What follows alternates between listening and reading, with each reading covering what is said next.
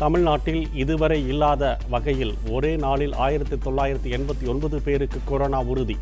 பெருந்தொற்றால் பாதிக்கப்பட்டோர் எண்ணிக்கை 42,000-ஐ தாண்டியது.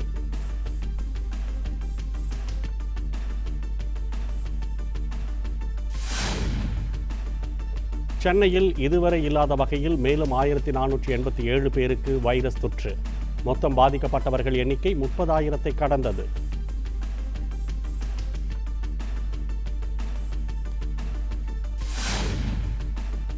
தமிழ்நாட்டில் கொரோனாவால் பாதிக்கப்பட்ட 30 பேர் ஒரே நாளில் உயிரிழந்த பரிதாபம். கொரோனா தொற்றிலிருந்து மேலும் 1362 பேர் டிஸ்சார்ஜ்.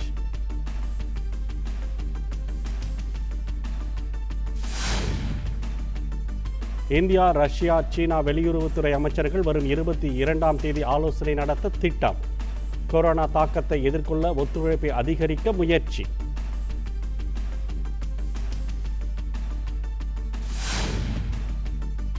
முதலமைச்சர் எடப்பாடி பழனிசாமி மருத்துவ நிபுணர்களுடன் நாளை சந்திப்பு. சென்னை உள்ளிட்ட இடங்களில் வீரியமடைந்துள்ள கொரோனா பாதிப்பை தடுப்பது குறித்து ஆலோசனை.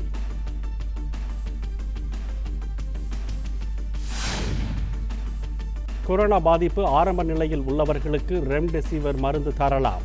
மத்திய சுகாதாரத்துறை அமைச்சகம் ஒப்புதல்.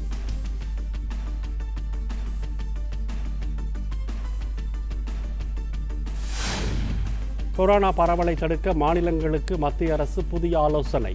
பொது போக்குவரத்தை தவிர்த்து சைக்கிளில் மக்கள் செல்ல ஊக்குவிக்க அறிவுறுத்தல்.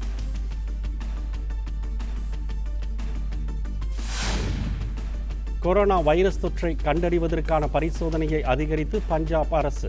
தினந்தோறும் 11,000 பேர் வரை பரிசோதனை செய்யப்படுவதாக முதலமைச்சர் அமரேந்தர் சிங் தகவல்.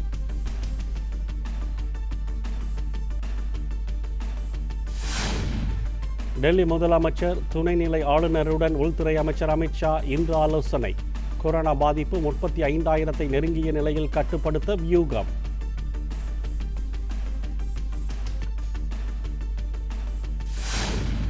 சீனாவில் அறிகுறி இல்லாமல் புதிதாக 46 பேருக்கு கொரோனா தொற்று. 2வது அலையை கட்டுப்படுத்த போர்க்கால நடவடிக்கைகள் தீவிரம்.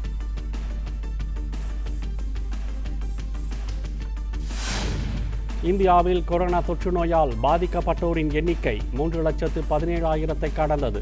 பெருந்தொற்று பாதிப்பிலிருந்து குணமடைவோர் எண்ணிக்கை 1,50,000 லட்சமாக உயர்வு.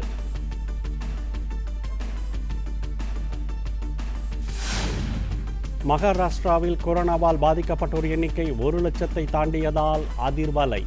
டெல்லி, குஜராத்தை தொடர்ந்து உத்தரப்பிரதேசம், மேற்கு வங்கம், ராஜஸ்தான் மாநிலங்களில் அதிகரிக்கும் பாதிப்பு.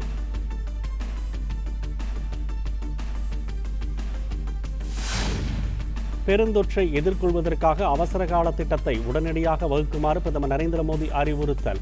கொரோனா பாதிப்பு அதிகரிப்பதை அடுத்து தொற்று நிலையை மறு ஆய்வுக்கு உட்படுத்துவது தொடர்பாகவும் விரிவான ஆலோசனை.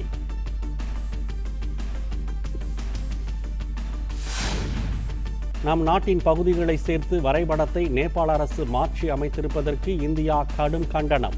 உரிய முறையில் அதிகாரப்பூர்வமாக நேபாளத்திடம் வலியுறுத்தப்படும் என மத்திய அரசு உறுதி.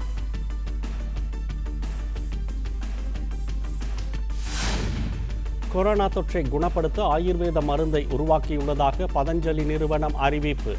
5 முதல் 14 நாட்களுக்குள் குணப்படுத்த முடியும் என உறுதி.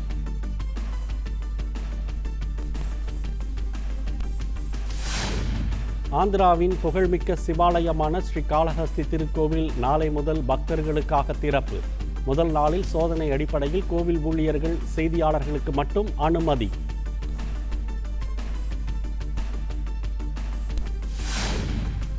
டெல்லியில் கொரோனா சிகிச்சை மையங்களாக மாற்றப்படும் நர்சிங் ஹோம்கள்.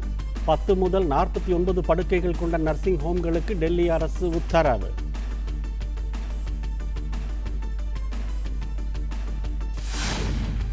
வாசனை, சுவை தெரியவில்லை எனில் கொரோனா அறிகுறியாக இருக்கலாம் என மத்திய சுகாதாரத்துறை எச்சரிக்கை. காய்ச்சல், இருமல், தொண்டை வறட்சி, வயிற்றுப்போக்கு இருந்தாலும் கொரோனா அறிகுறியாக இருக்கலாம் என்றும் தகவல். இந்தியாவில் கொரோனா பாதிப்பிலிருந்து குணமடைவோர் விகிதம் 50% அதிகரிப்பு. மற்ற நாடுகளை விட இறப்பு விகிதமும் குறைவாக உள்ளதாக மத்திய சுகாதாரத்துறை அமைச்சகம் அறிவிப்பு.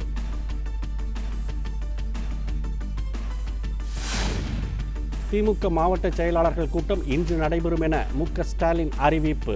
மாலை 5 மணிக்கு காணொலி காட்சி வாயிலாக நடைபெற உள்ளதாக தகவல்.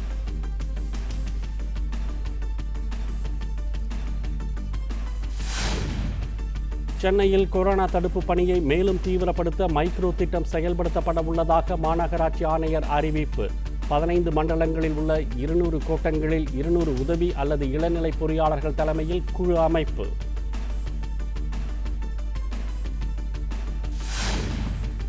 கோவை அரசு மருத்துவமனையில் கடத்தப்பட்ட 8 மாத ஆண் குழந்தை 24 மணி நேரத்தில் மீட்பு.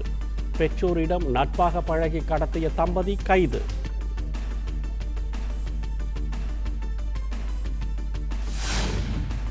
மும்பையில் 25 நாட்களில் கொரோனா தொற்று இரட்டிப்பாகிறது. 94% வெண்டிலேட்டர்கள் பயன்பாட்டில் இருப்பதாக மாநகராட்சி தகவல்.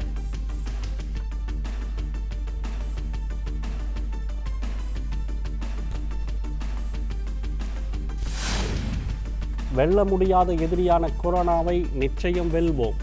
அமெரிக்க அதிபர் டொனால்ட் ட்ரம்ப் சூளுரை.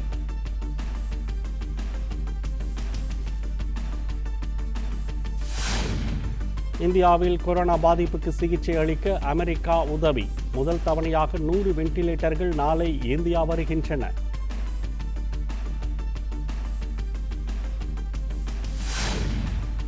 உலக அளவில் கொரோனா தொற்றால் பாதிக்கப்பட்டோர் எண்ணிக்கை 78 லட்சத்தை தாண்டியது. பெருந்தொற்று பாதிப்பிலிருந்து குணமடைவோர் எண்ணிக்கை 40 லட்சத்தை கடந்தது.